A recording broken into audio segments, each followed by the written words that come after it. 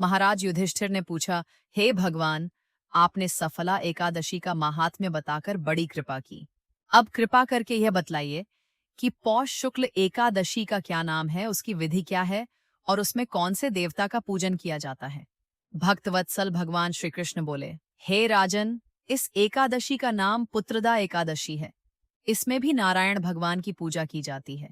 इस चर और अचर संसार में पुत्रदा एकादशी के व्रत के समान दूसरा कोई व्रत नहीं है। इसके पुण्य से मनुष्य तपस्वी, विद्वान और लक्ष्मीवान होता है। इसकी मैं एक कथा कहता हूं, सो तुम ध्यानपूर्वक सुनो। भद्रावती नामक नगरी में सुकेतुमान नाम का एक राजा राज्य करता था।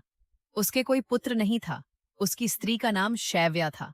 वह निपुत्री होने के कारण सदैव चिंतित रहा करती थी। राजा के पितर भी रो रो कर पिंड लिया करते थे और सोचा करते थे कि इसके बाद हमको कौन पिंड देगा। राजा को भाई, बांधव, धन, हाथी, घोड़े, राज्य और मंत्री, इन सब में से किसी से भी संतोष नहीं होता था। महाराज युधिष्ठिर ने पूछा, हे भगवान, आपने सफला एकादशी का महात्म्य बताकर बड़ी कृपा की।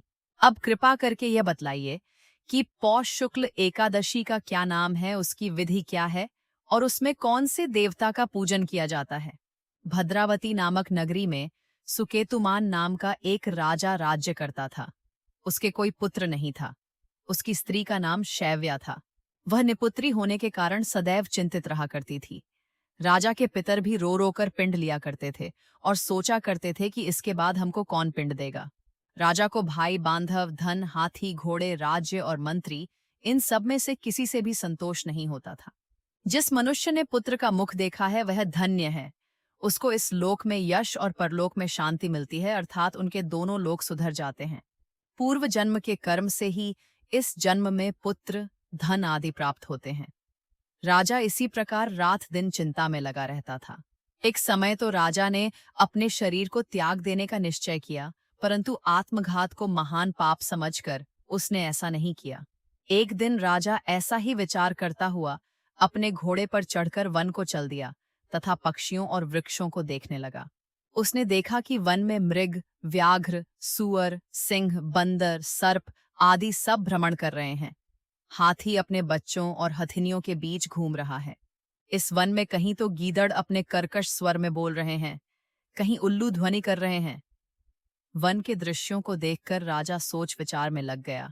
इसी प्रकार आधा दिन बीत गया। वह सोचने लगा कि मैंने कई यज्ञ किए, ब्राह्मणों को स्वादिष्ट भोजन से तृप्त किया, फिर भी मुझको दुखायक ही प्राप्त हुआ। क्यों? राजा प्यास के मारे अत्यंत दुखी हो गया और पानी की तलाश में इधर उधर फिरने लगा। थोड़ी दूरी पर राजा ने एक सरोवर देखा। उस सरोवर में कमल खिले थे तथा सारस, हंस, मगरमच्छ आदि विहार कर रहे थे। उस सरोवर के चारों तरफ मुनियों के आश्रम बने हुए थे। उसी समय राजा के दाहिने अंग फड़कने लगे। राजा शुभ शकुन समझकर घोड़े से उतरकर मुनियों को दंडवत प्रणाम करके बैठ गया। राजा को देखकर मुनियों ने कहा, हे राजन, हम तुमसे अत्यंत प्रसन्न हैं। तुम्हारी क्या इच्छा है सो कहो।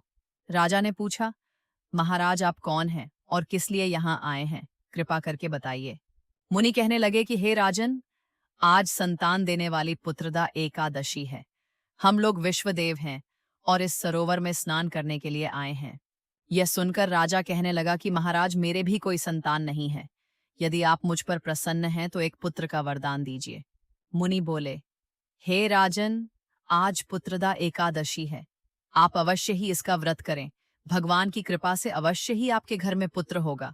मुनि के वचनों को सुनकर राजा ने उसी दिन एकादशी का व्रत किया और द्वादशी को उसका पारण किया। इसके पश्चात मुनियों को प्रणाम करके महल में वापस आ गया।